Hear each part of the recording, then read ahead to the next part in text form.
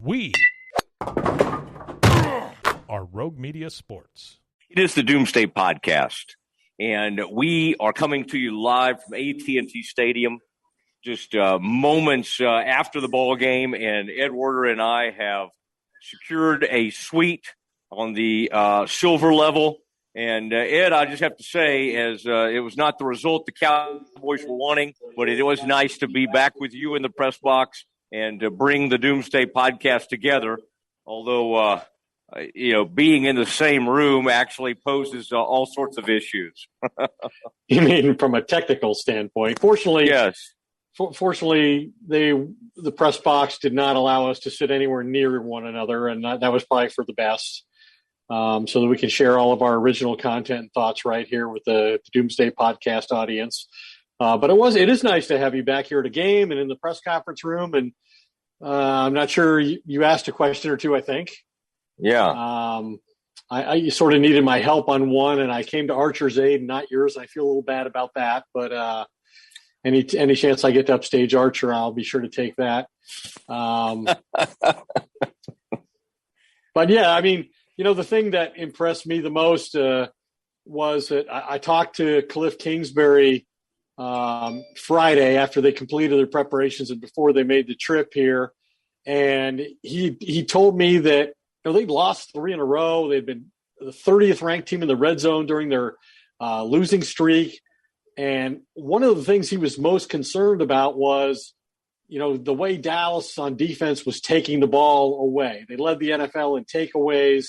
He told me, without equivocation, he said, we got to play a clean game. We can't let them do to us what they've done to the last 4 teams they played. But those were backup quarterbacks and bad teams. And they came away they did that. It was the first time since, I think, week 10 that the Cowboys did not get a turnover in this game. They lost the turnover battle. And to their credit, the Cardinals tied an NFL record today by playing their 6th road game without a single turnover in any of those 6 road games. And so that was really ultimately the difference in the game. The one turnover was Dak's fumble. It led to a field goal. The only points scored off a turnover were scored by Arizona, and it was the difference in the game there in the 4th quarter. All right, it is the Doomsday Podcast. Ed Werder, Matt Mosley reunited at AT&T Stadium. And we may sound a little different because we are in a suite together, but we're doing our thing and having fun. Cowboys lose 25-22. Frito, please play the music.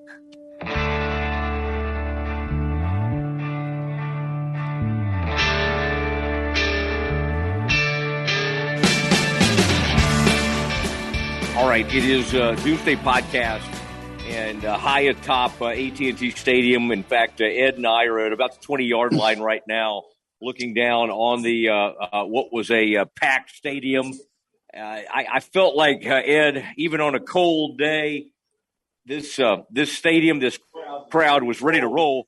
And yet Arizona, the Cardinals kind of took the Cowboys out of the game fairly early, and they really didn't get reconnected until too late. And so you can look at this game one of two ways. You can say, oh, man, they made it close late. But I would say for much of this game, they didn't really even seem to be a part of it. And I think you made a point. I think it was you in the press box earlier today. This team doesn't seem to show up and play against teams that they're not familiar with. They dominate the NFC East teams, but I would say a team like this, they really struggle with. Yeah,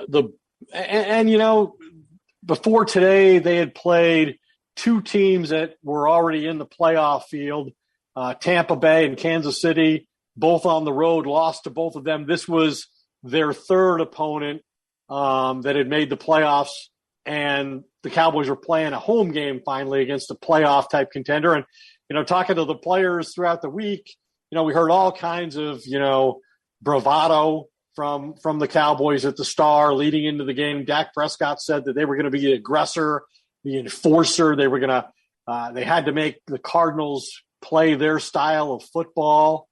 CeeDee Lamb said it was a defining moment. Micah Parsons said that if we go out and do what we should do, it'll put everybody in the league on notice. And then to come out here after having won 4 straight games and never trailing any of those games, and never in this game they never led. And again, we have to point out, as was the case against Washington, this was an injury depleted team. They didn't have their left tackle. They didn't have their best running back. They didn't have DeAndre Hopkins. They didn't have 2 of their top 3 outside linebackers. And yet the Cowboys lose at home to a team that they don't play very often and don't know very well. And they just really seemed to struggle in all 3 phases. The offense didn't do anything until the fourth quarter. It was kind of like the Raider game from that point of view. I do know that talking to some of the Cardinals people before the game, that even though they didn't have James Conner at running back, who, they've scored 22 touchdowns and he scored 16 of them, that they really felt like the way to win this game or give themselves the best chance was to run the football at Dallas's defense. And I think they did that, and they did it exceptionally well. And the Cowboys, no run game whatsoever. And as you know, this has been a point I've been taking issue with for the past 2 months, that they're not going to go very far if they can't run the football at all. And right now, they can't run the football at all. I think that's accurate, and that's what takes me to our visit with Mike McCarthy after the game. And I thought that was interesting, Ed. You or somebody brought up their lack of the running game, and what did he say? He said something along the lines, well, clearly, that's our identity. That's what we want to be. And if that's their identity, they really have gotten far away from that. What their identity seems to be is takeaways and a defensive team, and they couldn't function today without any of those takeaways and without being in the plus category in turnover differential. They did not function, and I think in a sense, Ed, they may have gotten kind of fat on all these takeaways and didn't really know how to completely function when the defense wasn't handing them those short fields. Yeah, well, one of the touchdowns they scored today was off a short field when the defense forced a punt from the Cardinals deep in their own end, and CeeDee Lamb returned it to the 31, so it was a 31-yard drive on their second touchdown. But they didn't get any cheap points today, and they do lead the NFL in takeaways. They do lead the NFL in interceptions, and they've scored the second most points in the league off turnovers. So that has been a huge part of the equation for them. And the defense didn't deliver against the team, as I've already said. The Cardinals do a good job protecting the football, and they did in this game. And the thing McCarthy said about the run game was that's something we have to have. We understand our identity. That's something we didn't have today. Well, guess what? It's really something they haven't had for 2 months. I mean, look at Ezekiel Elliott's rushing totals over the past 2 months. It's his last 100-yard game way back against Carolina. He had back-to-back 100-yard games, I think, against the Giants and Carolina. And since then, he's been under 60 yards every game. And sometimes he's had half 60 yards, like today. He and Tony Pollard had 12 carries for 25 yards. The leading rusher for the Cowboys today was Dak Prescott with 20 yards rushing. They were 3 for 13 on third down. They had only 57 offensive plays, only 301 yards. Just a terrible offensive performance. And again, you have to equate it with the fact no cheap points from the Cardinals today. Yeah, it didn't happen. And the Cardinals, if you pointed out, have been really good at ball control. I mean, Ed, think about the greatness that has been Trayvon Diggs. What happened early in this game? It was a double move. In fact, it was just kind of a stutter step. Diggs bites on it and just gets beat deep by A.J. Green. And then number 85 for the Cardinals, just completely bully balls Anthony Brown over in the end zone on one of those plays. Antoine Wesley. Yeah. Wesley. And I got to say, Ed, if you look at the stats of Dak and Kyler, they're very, very similar. But, at the end of the day, one guy, I think, threw for 3 touchdowns. And then at the end of the game, he finished the game with his legs and used his speed. Think about that. Kyler did not take off and use all that speed in the first half, but at the end of the game, he had 9 carries for 44 yards, and he was able to kind of finish the Cowboys off with a slide at the end of that game. So in a sense, Cardinals have been in a bad way for the last month, and they kind of found themselves today. Yeah, and one of the reasons that they've been struggling is, and I talked to Cliff Kingsbury about using the mobility that Kyler Murray has, because to me, he's like Barry Sanders playing quarterback. I mean, he's the fastest, quickest running quarterback there is, and I think that he's by choice wanted to be more of a pocket passer, and to me, that denies what makes him a unique player. I mean, last week against the Colts, he had a 57-yard run. That was the longest run by any quarterback in the league. He was timed at 20.78 miles per hour. That's the fastest any quarterback has run all year. And the one thing the Cowboys have failed at as a defense this year is playing against a running quarterback. Taysom Hill a month ago had 101 yards rushing. That's the first time in franchise history the Cowboys defense has given up a 100-yard rushing game to a quarterback. That's an astounding thing to me, and one of the few blemishes on their record. And, Kyler Murray didn't run a whole lot today, and I think that Kingsbury, he sees him as a guy who's not Lamar Jackson physically. He's not Cam Newton physically, so you can't run him up inside an awful lot without putting him at injury risk. And they've already lost him for a couple of games this year, so they're wary about that. But when he gets outside, I mean, it's almost impossible to tackle this guy. Donovan Wilson made a great play on third down to tackle him at one point when he escaped the pocket. But he's so hard to deal with on the edge.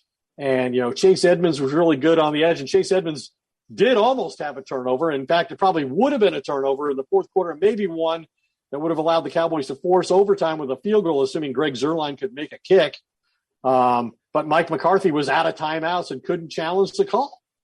And so that and some other things left the Cowboys complaining about the officiating and how, they had to try to beat two teams. We heard that from Leighton Vander Esch. We heard it from Tank Lawrence. And Dak basically put that aside and said, we got to play well enough that the refs aren't part of the game, to his credit. Yeah, although Dak did allude to the fact that since they wear the star, that somehow they get poor calls. So I don't know what you think about that, Ed, but I don't think anybody else in the league is going to have any tears for the Cowboys over not getting calls. I think Budda Baker, who I interviewed after the game, lost an interception because of a questionable holding or defensive pass interference call on that play that wiped out his interception of a Dak Prescott pass in the first half. And speaking of my interview with Budda Baker, he said something interesting, and I asked Dak about it, as you know, at the press conference, which was, he said, hey, this guy's a great quarterback. It's all about disguise with him. Like, you've got to make sure he doesn't know what you're in before he gets the ball. Like, he's got to be trying to figure it out when he's got the ball in his hand. And I think that's exactly what we saw. We saw a lot of times Dak pump, Dak hesitate, nobody open, either checks it down or took off and ran. And Dak said, when I asked him about it after the game, he said, I think I get that a lot more than most quarterbacks, that teams on defense are trying to hold their disguise and make him unsure of what he's seeing pre-snap, so he's not sure until he gets the ball where he wants to go with it. And I think Denver did that, and now we've seen, I think, the Cardinals do it very effectively as well. All right, and Ed, early in the game, he was throwing behind receivers. Your man, Budda Baker, could have had a pick six, got his hands on one of those. He just read one of those little lateral or screen passes. He completely blew that up and almost had a pick six. He came in there for, I believe it was a sack. By the way, when you stood next to him, from when I see him on TV and when I see him for the press box, for the position he plays, he seems extremely short to me. Did you tower over Budda Baker? I might be a little bit taller than him, but I'd probably have to give him any advantage you might expect physically in terms of speed, quickness, jumping ability, and even hands, even though he didn't catch that one ball. But Arizona makes it difficult because even though they were down some players, they didn't have J.J. Watt. They didn't have Jordan Phillips. They did have Chandler Jones, and he gave that offensive line, including Tyron Smith, all he could handle. I think there were 3 third-down penalties on Cowboys offensive linemen early in the game for holding. And to me, getting back to the running game issue, I think they've told us without telling us that the whole problem with this offense is the offensive line is not dominant anymore. We've seen them, Mike McCarthy, use all different sorts of combinations, make some odd substitutions during games on the offensive line. Even today, we saw situations where they had 6 and 7 offensive linemen in the game at the same time and trying to get, short yardage play to succeed with Ezekiel Elliott and failing. Like, they're running 6 and 7 offensive linemen and they still can't get a yard. That's preposterous with the team that they used to be running the football, 5 years ago when Zeke came into the league. Yeah, it's not even a consideration, really. I mean, early, Zeke did run for a, if you think about it, on one of those series, they couldn't get it on second one, they couldn't get it on 3rd and 1, and then they threw it to get it on 4th and 1, fairly early in the game. The running game's just not there. Their best play is Cedric Wilson throwing the ball downfield. They did get one of those downfield to Pollard, but this is not. Today was the opposite of complimentary football. You miss a fairly short field goal, 43-yard field goal. You don't get any takeaways, and then on offense, you're just you're not running the ball. You're horrible on 3rd down. Yeah. Time of possession was bad. Parcells would have hated this game. They had like 25 minutes or 23 minutes the whole game, and then penalties. And by the way, Ed, you know how this goes. If you know, and they said they knew that this crew did this, they were calling those things so fast. If you're catching holds on runs, they're looking for it. You have to be sitting there trying to call holds. So you got to clean that up, and the Cowboys never did. Yeah, Scott Novak is a high penalty. His crew is a high penalty crew. The Cowboys had them in Minnesota in the game that Dak missed that they won in the final 50 seconds with Cooper Rush throwing to Amari Cooper. But even then, they had a lot of penalties in that game too. They lost to the Raiders in a game where both teams were heavily penalized. But the Cowboys are a heavily penalized team, so it's not just always the crew that they draw either. And if you look at they didn't show a lot of replays of the holes by the offensive lineman, but clearly Tyron Smith held Chandler Jones on the play that he was called for. And some of the interference calls seem spot on to me. This is a team that has a lot of penalties. They're among the league leaders in penalties. And when they draw a crew that throws a lot of flags, it's going to be a problem. Yeah, and I think the teams had gotten a little leery of trying to go at Diggs.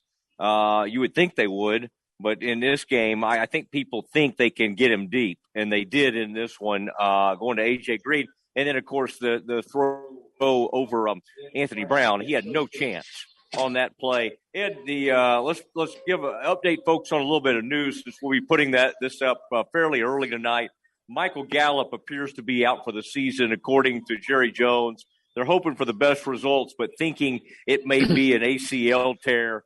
Ed, what's the latest you're hearing on Michael Gallup? Well, Jerry Jones did tell reporters outside the locker room before Mike McCarthy's press conference that the Cowboys believe he suffered a torn left ACL and will be out for the rest of the year. The injury, of course, suffered on that remarkable catch that he made for the Cowboys' first touchdown, and he'll be missed. He's a great vertical threat. The Cowboys have played way too many games without him this year. He injured his calf and missed, I think, 7 or 8 games from week 2 on. They're fortunate that Cedric Wilson is a guy who has performed well whenever he's been promoted from the number 4 receiver spot. Dak threw a touchdown pass to him today. He's been an integral part of their offense at times, but they're going to miss the vertical presence of Michael Gallup, his athleticism and the catches that he can make. If you put it around him, he'll catch it. And it's terrible for him on a personal level because he's in the final year of his contract, and this is going to reduce his marketability as a free agent in the offseason. Might be good for the Cowboys. It's not good for Michael Gallup. No, I I agree with you. Although, I mean, as you said, extremely athletic catch to work his way back across. Ed, I want to give you an opportunity real quick to talk about powertothrive.net.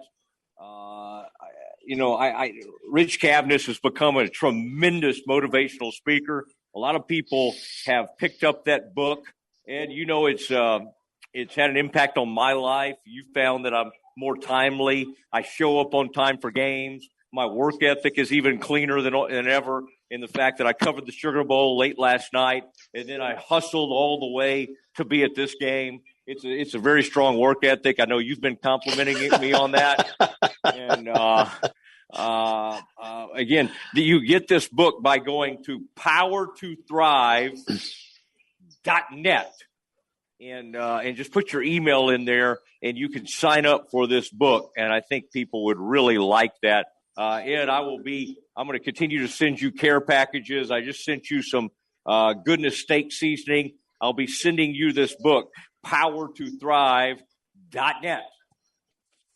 Ed, look at the lighting we have right now. They turned the lights off on us. It was a night, kind of set the mood, and now they've turned the lights back on here at AT&T Stadium. I'm not good with time, Ed, even though I've read Power to Thrive. Can you tell me when will we probably be back here? This will be not next weekend, but the following weekend. And we don't know if it'll be a Saturday or Sunday, right? Right. There'll be three Saturday games, I believe, and 2 Sunday games. So no, we don't know that. We don't know yet when they'll play the Eagles next week. All of those decisions are to be determined yet. As for game start time, we know they play the Eagles. We also know this is a costly victory. They have virtually no chance now being the number 1 seed, and they've dropped from the number 2 seed with this loss to the number 4 seed. And that's really not a place you want to be. It's probably the place where a seeded team the higher seed is most likely to lose in the first round.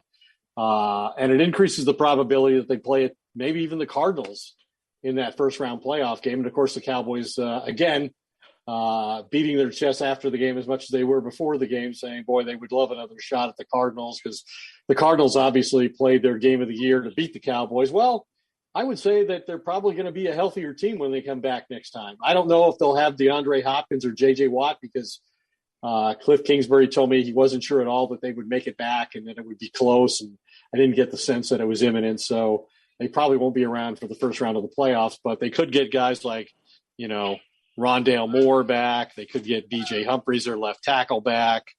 So they could be in a lot better shape if they should return here in the first round of the playoffs.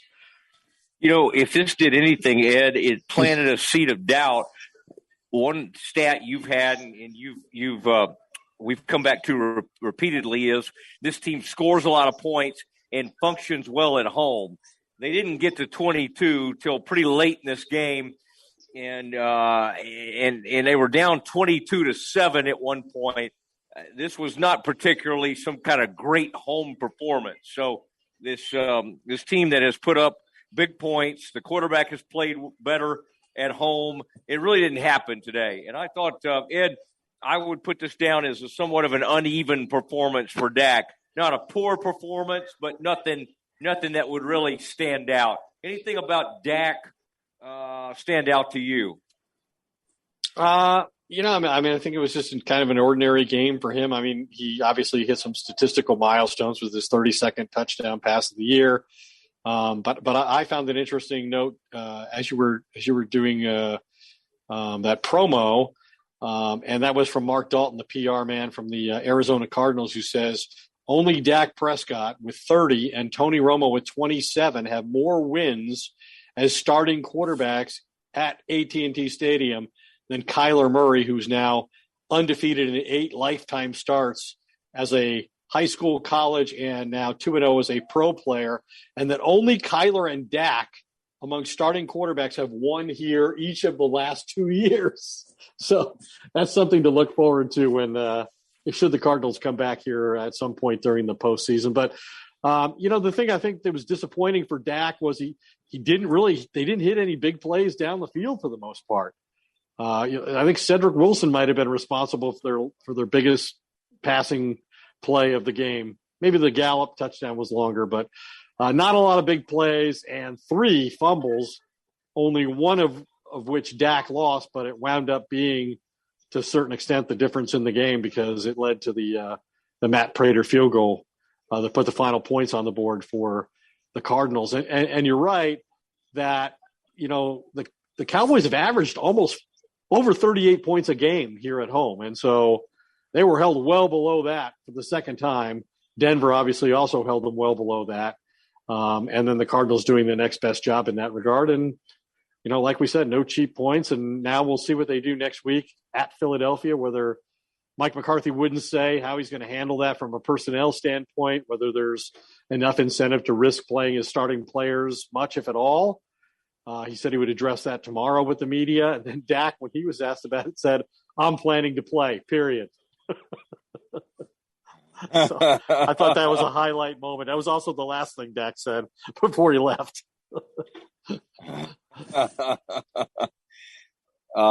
Okay, that was interesting when he left. Okay, I'm looking at some numbers, Ed, and we're gonna have a rare opportunity. Ed, you and Stretch have both demanded to be on together, and so I would like to ask Frito right now. It's almost like live radio to actually try to track down Stretch. Ed, I did want to say good. This. Yeah. Well, okay. Ed is doing cartwheels. Ed, Schultz continues to be, think about it, 6 catches on 10 targets. Nobody even, that's almost double anybody else. Cedric Wilson had 6 targets, actually, but Schultz had 10 targets, 6 catches, 54 yards. And to your point, Ed, the Pollard throw from Wilson, that's 31 yards. The next one was CeeDee Lamb for 26 yards. And he only had 2 more catches. That was the one from Dak.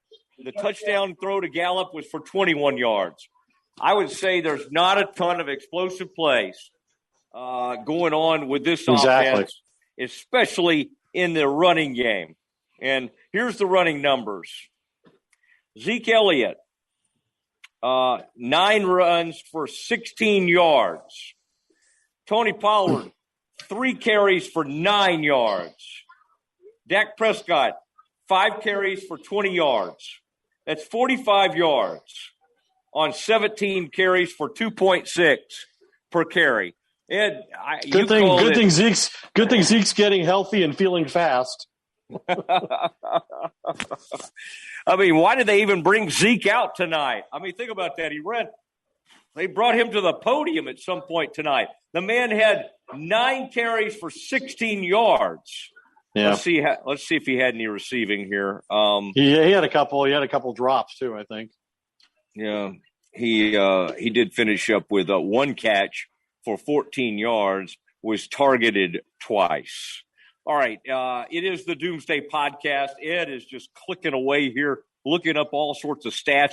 ESPN Stats and Info is looking up stuff for us. Again, to reiterate what Ed said, this looks like they're going to have the 4th playoff spot. There's some tiny chances of having better, but it looks like that's where they're going to fall into. And Ed, instead of getting like a 500 type team in here, there's a decent chance now they're going to see a team kind of like around the Cardinals ilk. And so this thought of bringing somebody in here like the Vikings or Saints or somebody like San Francisco, that's not happening. Philadelphia, and again, Dak said after the game, hey, whoever it is that we face in the playoffs, line them up. I have a lot of confidence in this team. But boy, this is not the kind of game you want to play going into the postseason. And now you just like I said, I just wonder how much playing in the NFC East hurts you, like doesn't prepare you for playoff success because you don't play any quality opponents. And then when you do meet some kind of resistance and somebody who can compete with you, you just don't know how to win the game. We've seen that happen an awful lot of times for the Cowboys this year. They lost to Tampa that way. They lost to Denver. They lost to the Raiders. And the Cardinals. Just all these teams that they're unfamiliar with. And some of those teams aren't even that good. Denver's not that good. They're not going to make the playoffs. The Raiders may make the playoffs. They have a play-in game next week against San Diego. But I just question, are they paper tigers? They're the only team in the league that's won all their division games. So they're superior to everybody in the division, but the division's horrible. It used to be back in the Jimmy Johnson, Joe Gibbs, Buddy Ryan days that Bill Parcells in New York that, hey, you had to fight your way through this division. You had to fight your way to the top of this division. And it had value when you got to the playoffs. I'm not sure their schedule and playing in this division does them any favors in that regard anymore. No, I think you're onto something, Ed. And by the way, the Cardinals went out there and manufactured a running game. Okay, they didn't have anybody go off, but they ended up getting over 100 yards rushing and doubling the Cowboys because they manufactured one. And the Cowboys today, after being a huge sack and takeaway team, ends up with one sack, and it was Dorrance Armstrong. Ed, I want you to welcome in your old friend, Glenn Stretch Smith. He joins us now, and start him off, Ed, anywhere you want to start him because he is chomping at the bit. Stretch, my man, it's been too long. Yeah, it's good. It's good to be back with you, and I'm glad you're back, and I'm glad Mosley's done taking his junket trips and going around the country and showing off his hairdo. So it's good to be back on here with everybody. He put a little effort into this when he was in New Orleans when he woke up this morning, and he put the pedal to the metal and used that CB to his advantage and avoided the cop traps and made it here in time for the game and honor his press credential and participated in the post-game interview. So it's been quite a day for Matt Mosley. He's really redeemed himself in our eyes, I think, in terms of you questioning his commitment more than I did, but those were privately held thoughts, so we won't elaborate on those. So since I get to start, is there anybody after this game you want to fire? You usually want to fire somebody after a loss like this. Well, I mean, it's not fire somebody. I think it was, when I look at the game, I think of,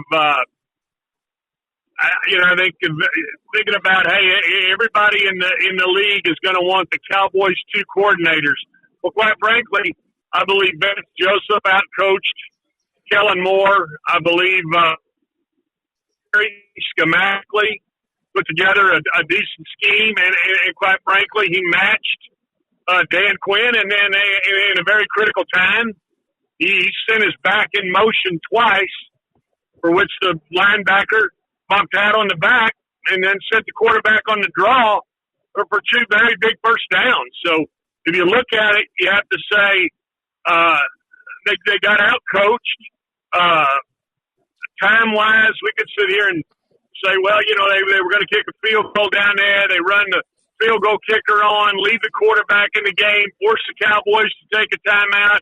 Those things can happen. I think it'd be hard for me to be critical of that. But when I look at the job that Vance Joseph did of showing 7- and 8-man blitzes and Dak, thinking he had the right call, bringing Schultz back into the backfield, leaving his back end, and then they dropped 7, and he had nobody to go and nowhere to go with the football. So I think schematically they just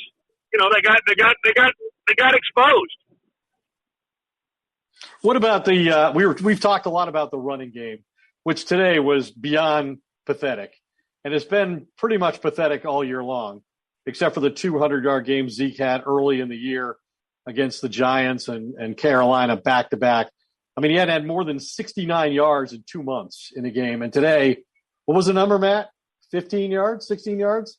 8 carries, 16 yards? 9 carries, 16 yards. Is this more the backs to you, or is it more the offensive line? I think it speaks to the tight ends. I don't think either one of the tight ends could block you or I in a phone booth. Now, you're going to say, well, you got to block a defensive end. You know what? Go out there and get in the damn way of the defensive end. And then I think the center has exposed them a little bit. I think the Oddish is regressing. If you're honest with yourself and you see how he's playing, and again, when you can't set the edge, block the edge, You're not getting great angles inside.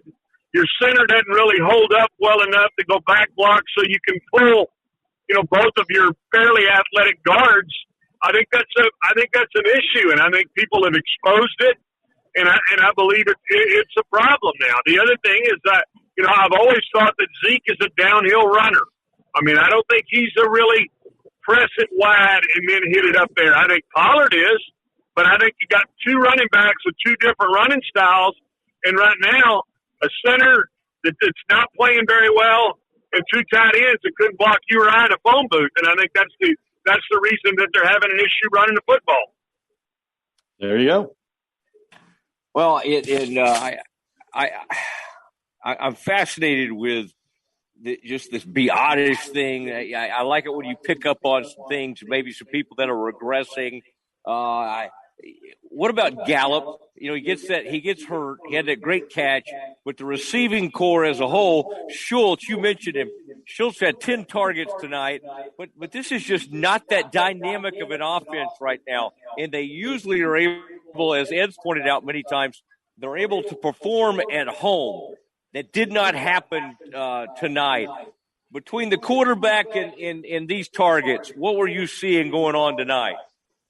Well, again, you got. I mean, Vance Joseph had to put some, younger corners out there. I believe they could have run comebacks all night long, and they wouldn't have been able to stop them. Here's the issue: is that you've got an offensive coordinator who's trying to blend his thoughts and ideas with the head coach, who wants a little of the West Coast stuff, who wants that underneath shallow crossing game, who wants double digs. He wants to look at some of that. You got a quarterback who's not really accurate right now. He's not real accurate with the football.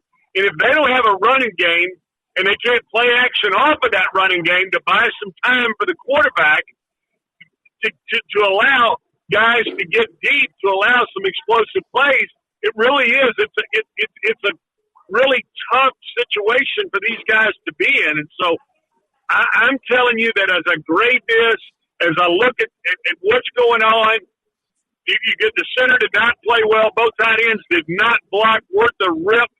You got a quarterback who's not accurate with the football. And then it hurts your ability to be able to get down the field, to be able to run some double moves, to be able to expose some inexperienced corners. And I think it really showed on the Cowboys tonight. I thought right away, I'm giving this center an F. I'm giving both of these tight ends an F. I'm barely keeping the quarterback out of the F category. And I tell you what, offensively, right now, this offensive coordinator, F. He gets an F. And let's talk about since DeMarcus Lawrence came back, putting him with Micah Parsons and Randy Gregory, Cowboys have created all kinds of mayhem for quarterbacks in the past month. I mentioned bad teams, backup quarterbacks. This was a team in Arizona that's playoff bound. They're down some players. Haven't been playing well. They lost 3 in a row. The quarterback's still a marquee type player. How do you explain their inability to get any kind of consistent pass rush on him today? Well, I think what they were really trying to do was really stay disciplined in their lanes, really try to get up the field and be very exact with trying to get to the point. I think that hurts you at times. I'm not going to knock the defense for the job that they did. I came up with some stops at the end of the game when they needed to. Unfortunately, they'd have a timeout over there when the ball was fumbled to challenge that call, because I believe that would have been overturned. But I think defensively, and especially up front, they're continuing to grow, come together. I like that they moved Gregory down inside. I like that they're using Armstrong, Gregory, Lawrence all at the same time. I mean, I like all that. I still think that obviously people are going after Brown. I mean, he's undersized. He got matched up with a big 6'4" receiver. They exposed that. That's going to happen some. But when you think about how they're playing with the effort that they're given, I still think Van Der Esch really is doing a nice job. I thought they did an okay job stopping the run. And I thought they put pressure on Murray. They may not have got to him, but they put some pressure on him. Unfortunately, again, schematically, they came up with a way to, they ran option one time to the open inside, pitched the ball, got the first down, and came back, ran it to the left for a 7-yard gain. And then they, to run the back out of the backfield in motion, knowing that the linebacker's got to kick with him and run in the draw. I mean, it's hard to say, hey, this is the NFL, and those guys can schematically get you, and that's what happened in those critical times. But I thought the Dallas defense continues to show an upward trend and continues to play well enough for you to win. Stretch, I thought the special teams, this kicker misses one. I mean, he misses a 43-yarder. You've been critical of these special teams. They covered the kicks okay. From what they got beat on a fake punt. They got beat on a fake punt. That led to a touchdown. The guy made an incredible catch. I guess they were going to call pass interference on that play, but, I mean, the guy did make a catch off another player's helmet, for goodness sakes. What did you make of the special teams play? Well, and again, I think they're at least sound in what they're doing. I mean, Goodwin made a great play on the coverage. They got an okay a return, set the team up in great field position at the 32-yard line. Hey, like I say, you know what? And this is a famous Larry Lacewell thing, and he would say this from time to time. Sometimes you get the bear, and sometimes the bear gets you. Hey, and today, I mean, you got to take your hat off. That was a well-designed special teams play. It was a well-designed play to cause the Cowboys to take a timeout. Do I get out and say, hey, I'm gonna ding Bones Fossil? No, I'm not. I'm not gonna ding him in that situation. I am gonna tell you that Zerline has got to get more consistent. I mean, that miss was really, really important. I mean, you can't miss from that distance, and so I think that's something that they're going to have to continue to hopefully work with him on and get him more accurate, because we know he's got a big leg. We know he can hit from deep. But when you got those, it's like a PGA golfer. I mean, when you're inside 100 yards, you got to stick it in there 6 or 8 feet. And when you miss it, it hurts the team. Well, Stretch, we'll be watching tonight on WFAA, our local ABC affiliate. Appreciate everything, and glad you and Ed got to be together. I know that meant a lot to both of you. Well, it means a lot to me, and I'm sure that, as soon as we're done here, you'll be on the phone with a damn travel agent next week trying to get out of town on some other junket trip. So have yourself a happy New Year, Mosley. All right. Great to hear from you. There he goes. Glenn Stretch Smith, former Cowboys coach and scout, joining us. And ex-friend of the show. That's right. Used to be very close to us as we come to you from a suite high above AT&T Stadium. Really do love that. Yeah, it would be nice if you could get us in a suite when there's actually like a game being played down below. Well, I could do that. I mean, it's nice. It's a nice place to do the post-game podcast. It's quiet. It's private. We've got a bottle of water. We can watch TV if we wanted to. And so I'm impressed that you were able to pull this off, because it did take a few conversations outside the locked door to get in here.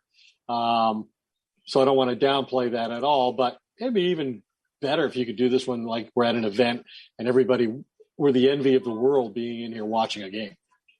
I can make it happen. I watched part of the game, the Baylor game last night, from a suite, and then was in the press box for another part of it. Okay, Baylor won that game, by the way. Yeah, we need to have a conversation about your allegiance to your alma mater. Yeah, you brought that up today.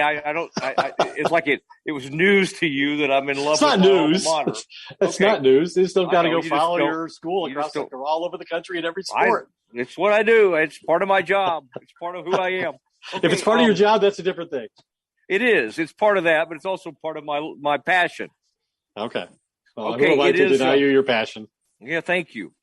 By the way, for Christmas, I got a new racket. You'll be proud of me. I've been playing a ton of tennis, and I got a Wilson Clash 100, and I'm loving it.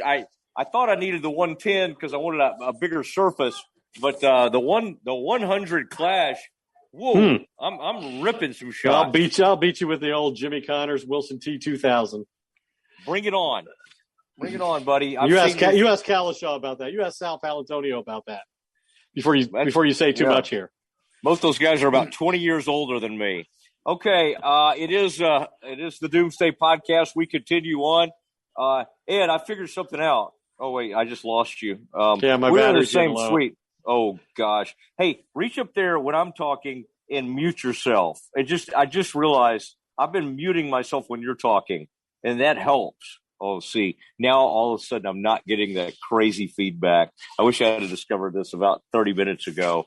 But Ed, and now that I'm not hearing crazy reverb, I'm just going to talk for a long period of time. And you would want to mute your more informed partner.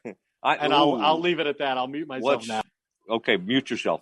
Okay, it is Mosley. We are at AT&T Stadium. I'll mute myself in a minute. I'm going to set up Ed on something. And Ed, this is here's what I'd like you to kind of comment on, or I'll do it like one of our buddies. I won't name his name, but after these games, he goes, "Talk about this, talk about that." You ever heard that? You and I ask questions. We ask them. We don't say talk about something. Okay, Ed, but here's the thing. Are you still thinking of this season like, hey, Cowboys have as good a chance as anybody, or after watching what we watched tonight, do you have less confidence in this team than ever? Like I come away from a game like this thinking, I don't even think they're probably going to get out of the wild card round. Is that too pessimistic? And is there still part of you who thinks a big play defense and a offense that shows up most of the time at home could go deep in the playoffs? I'll hang up and listen, Ed. Thank you. And if I'm going to be muted for any further long stretches like that, I might as well be in the car driving home at the end of my long day. I would say this. I would say that until this game, I thought that if they got to play their playoff games at home, they had a chance. They had a chance to get to the NFC Championship game and maybe a Super Bowl because I thought they were a really, truly dominant team at home. I thought maybe home field advantage, given the way they've played in this building, given the numbers, like their splits, home scoring versus road scoring are the biggest in the NFL. It's a 15-point difference. Nobody else is even in double digits. And so I thought maybe home field to them was as important as it was to Green Bay with the weather advantage that they're going to have. But if you can't run the football, I cannot see them going to Green Bay and imposing their will and succeeding running the football in a cold weather type of game. So I don't think they can beat the Packers at Lambeau Field anymore. And I now am a lot more skeptical about their ability to win 2 home playoff games as well. I mean, we've just seen them lose to that level of competition too many times. And what their ultimate record is against playoff teams remains to be determined because they don't know who the playoff teams are. For example, if the Chargers get in, then the Cowboys are going to get a win against a playoff team. They beat the Chargers in week 2. If the Raiders get in instead, they're going to get another loss because they lost to the Raiders on Thanksgiving Day. But they have not played. Let's be honest. They've not succeeded against the best teams on their schedule. And if that's one of the things that defines your football team, then that's all you're going to play once you get to the postseason. Like none of the other NFC East teams, I guess maybe the Eagles are going to play, and we'll see how they match up against them. They haven't played them since very early in the year, and that was their most dominant home win early in the season was against the Eagles, 41-21. Can't see them doing that to the Eagles up there right now. The Eagles are running the football incredibly well. Talk about playing a running quarterback. I mean, Jalen Hurts probably ranks second in the league in terms of rushing yards among quarterbacks to Lamar Jackson. So, no, I really question now just how successful they'll be even at home in the playoffs. All right, Ed, mute yourself. I love telling you to do that. I will just say some closing thoughts, Ed, and then I'm going to turn it back over to you. It just took me too long. I figured out how to do this in the same suite. I love this. From now on, you and I can do this We'll pull it off beautifully, and nobody will ever hear reverb again. The good news is Frito Nation Productions can iron all that stuff out anyway, and so everybody will just think we just do a hell of a podcast. Okay, I didn't want to say, by the way, goodness steak seasoning, thank you. Ed's been using you. I've been using you. I gave it as a Christmas gift. Is that kind of a re-gift? A little bit. Y'all might have sent me some free stuff. I might have given it as a Christmas gift, but I also kept some, and I sprinkle it all over everything. I'll have a grilled cheese, and I'll get it out. I just put it right on there. And Jason Velo, thank you very much. This has been incredible. We appreciate you. Appreciate what you've put together. And thanks to all our sponsors this season. I think Miller Lite, we got a new campaign that'll kind of start up as we go to the playoffs. We appreciate Miller Lite, what they've done to us. And among friends, we really enjoy trying out those Miller Lites. I like watching Ed taste Miller Lites from time to time. Okay, last thing we have for you. Ed, I just want to give you an opportunity because you've been around the game. I started covering the league in 2003, so we were starting to get down to, I guess, John Madden's broadcasting career ended probably about 7 years later. I would say it was about 2010 or 11, if I had to guess. But what an iconic man. And we lost Dan Reeves, too, a great Cowboys. And Ed, I wanted to bring this up because you're someone who has a relationship with the Broncos organization. So Dan Reeves and John Madden, both very important people in this league, wanted to give you a chance to comment on the loss of both of those gentlemen. I thought it was great, first of all, that the Cowboys honored both with a moment of silence and displayed their likenesses on a video board of when they were coaching their respective teams. I knew John Madden more from the time I worked with him at ESPN when he was doing Monday Night Football. Dan, I actually covered his teams, and when I came out of college, I worked at a small town paper in Boulder, and my paper and me, we didn't matter to Dan Reeves. Like we weren't going to do anything to help Dan Reeves, public relations wise, and yet he still always treated me like I worked at a bigger paper, like I worked at one of the Denver papers, and I always appreciated that. I also covered them when he was the head coach in Atlanta and went to the Super Bowl against the Broncos. And based on my relationship with him, back then there weren't really cell phones. And so I was covering the Falcons, and I asked him early in the week, could I have his room number in case I needed to call him in an emergency, and I would only use it in an emergency. Well, Eugene Robinson soliciting a prostitute and getting arrested the day before the game qualified for me. And it still is the only time I called the head coach and woke him up on the morning of the Super Bowl. And Dan was very gracious with me in that situation. So I have a real strong feelings for Dan Reeves. And obviously he's an important part of Cowboys history. He and Mike Ditka played at the same time on Tom Landry's teams, and both were made player coaches and became very successful head coaches in the NFL, and went to Super Bowls, and in Ditka's case, won a Super Bowl as a head coach. So you can't really write the history of the Dallas Cowboys without either one of those guys. But Dan Reeves meant an awful lot to me because he's such a great person. Ed, well said, and appreciate you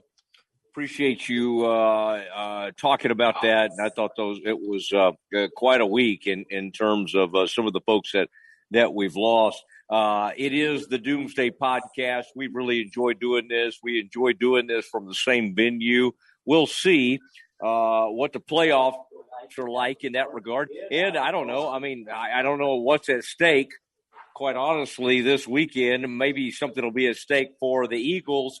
The Cowboys will have to choose who they play, and maybe if they play certain starters for a certain period of time. Ed, I guess you'll be asked to go, even though this isn't maybe going to mean something enormous to the Cowboys, but you are a big-time Cowboys reporter. Do you know yet what your travel schedule will look like? I haven't gotten an assignment for next week yet, and usually I know it by now. I assume it's because so much is uncertain as to, what times games are going to be played and who they're going to matter to the most. I'm not entirely sure I'll cover the Cowboys next week. I mean, Sal Palantonio kind of covers a lot of Philadelphia home events, and if the game's more important to the Eagles than it is to the Cowboys, and it seems like that'll be the case, I could see them deciding to have Sal cover that and send me elsewhere. But I don't know at the moment. It's a fluid situation around the league, and until I guess they have a greater sense of who's playing who when and how much that matters to each team, I probably won't know the answer to that question. Okay, well, we'll continue to kind of monitor that. I just told by my boss, Seth Markman, thumbs down, nothing decided yet. Okay, all right. I appreciate you kind Thanks of inquiring concern, about that. No, I'm always concerned. The Doomsday. Should I mute myself yet? Yeah, go ahead and mute yourself. Okay, good. That's it for you. And I did want to say, Hodges Capital, thank you so much. Craig Hodges and Clark Hodges, appreciate what you do. Kind of an exciting part of their business is that families, whether you're just getting started or you're just wanting to have them kind of, you need someone to advise you on your finances. They're opening up that part of their business as well. They've always had an option for like high wealth folks like Ed Werder and others, but I'm back. Really, good, Ed. Always good to have you. But Hodges Capital, we appreciate them, huge part of what we do, and we appreciate them so much. And so if you want to go to HodgesCapital.com and check out a little more on them, I think it would be well worth your time. For Ed Werder and Matt Mosley at AT&T Stadium, we're the last people out of here. We're going to turn off the lights, and we're going to do it kind of like Danny Don used to sing. Turn out the lights. The party's over. Wait, what's that? What comes after that, Ed? Do you remember? All good things. I'm muted. Sorry. Must come to an end. Turn out the lights. The party's over. I saw him doing that with Cosell the other night. Boy, it brought back great memories when I was a kid. All right, everybody, for Frito Nation Productions, for the award-winning Ed Werder and Glenn Stretch Smith, one of the most volatile people in all of media, it is Matt Mosley signing off from AT&T Stadium. Good night, everybody.